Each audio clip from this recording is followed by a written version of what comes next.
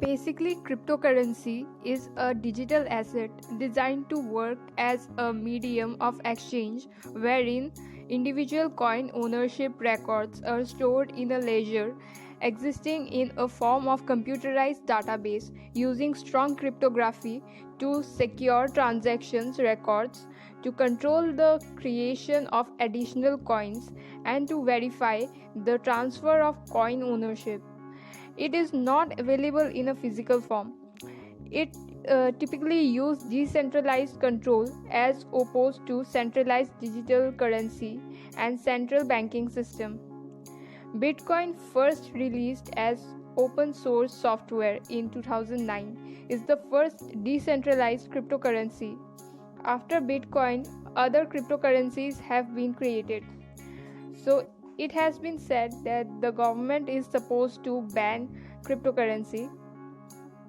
But here are some reasons that the cryptocurrency should not be banned, as any permanent ban on it would only reflect a lack of understanding of the positive impact the technologically powerful cryptocurrency can create on the economy of our country. The main advantage of cryptocurrency is that it is decentralized and can't be operated by a central authority. Also, banning it would negatively impact early stage startups from raising funds. The ongoing COVID 19 pandemic has caused a widespread recession across India. These startups are likely to struggle in raising funds. So, investing in Bitcoin currently is the best way for the startup to grow. Talking about privacy and security is a major concern for cryptocurrencies. The blockchain ledger is based on different mathematical puzzles, which are very hard to decode. This makes a cryptocurrency more secure than ordinary electronic transactions.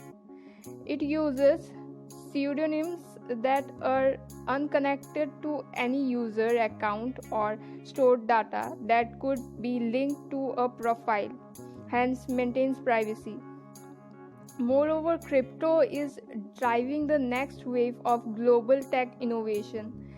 As we progress into the future, it is clear that cryptocurrencies, their various protocols, and the underlying blockchain technology are going to drive serious innovation that will shape our future. Cryptocurrencies pose a global opportunity that India cannot afford to miss.